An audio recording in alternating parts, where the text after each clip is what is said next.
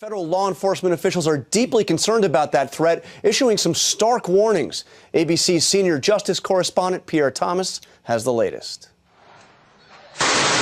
Islamic radicals, some more ruthless than al-Qaeda, overrunning cities in Iraq. Al-Qaeda fighters just across the border in Syria, training, learning, killing. Two conflicts joined by extremists from around the world. Some of them, like this young man, are Americans.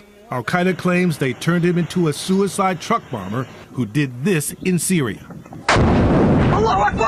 Top U.S. officials fear what's happening thousands of miles away could become a clear and present danger for the homeland here. The next 9/11 is in the making.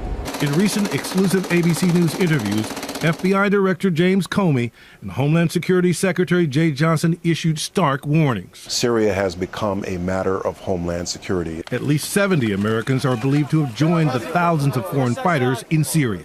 With my European counterparts, we've been working together on sharing information, tracking these individuals. Sources tell ABC News some of those potential terrorists have already made their way back to the U.S. Can you give us a sense of how active you are at making sure that you're keeping an eye on those people? Very active. The civil war there is offering an opportunity for thousands of foreign fighters to get training in the worst arts of terrorism. And just this week, the FBI director was equally blunt, appearing before Congress.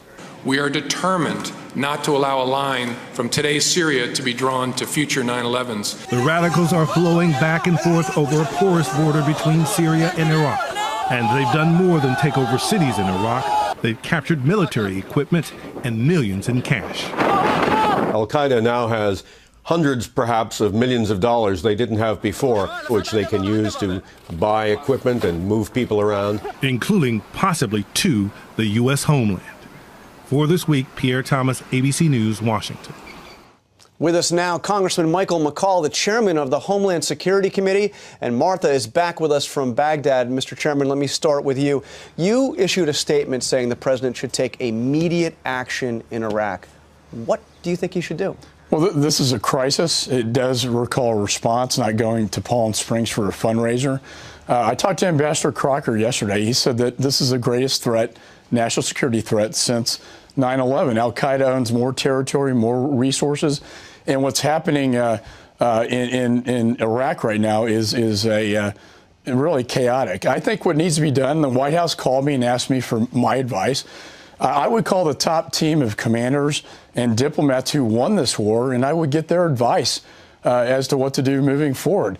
But I can tell you, it's a president's inability to negotiate a status of forces agreement in Iraq, which has put us in this situation that we're in today. But I'm asking the immediate action. You're not just calling for him to get advice. I mean, do you think that he should take military action right now? I think he needs to look at his options, but I'll tell you, in talking to the ambassador who knows the situation better than anybody, he believes that a diplomatic political solution between the Sunni, Shia, and Kurds needs to take place now. Hagel and Kerry need to be in the region, getting a regional strategy together with our allies to deal with this situation because, look, without their cooperation against the extremists, this is not going to happen. They're not going to do it on their own. They need us to lead them, and we're not leading right now as a nation. Now, when the president addressed this issue on Friday, he twice used the word eventually when talking about the threat that this group would pose to U.S. interests. What is your sense? How far down the line until these people we see marching in towards Baghdad pose a threat to the United States? This al-Qaeda faction, ISIS, in Syria and now in Iraq, is so extreme that Zawahiri and core al-Qaeda have denounced them. That's how dangerous they are. This is not some down-the-road prospect. I would argue that not only is the threat great in Iraq and Syria, but so to the homeland, because we have a lot of individuals over there with legal travel documents that are trained, and these are the vicious, the worst of the worst. If they get back into the United States or in Western Europe against Western targets, I see that as the biggest threat today. So let me turn to Martha. And Martha, you're there on the ground. We see that black flag of al-Qaeda flying over Iraqi cities. What is your sense on this group's vision, and how much does attacking American interests, American targets, fit into their plan?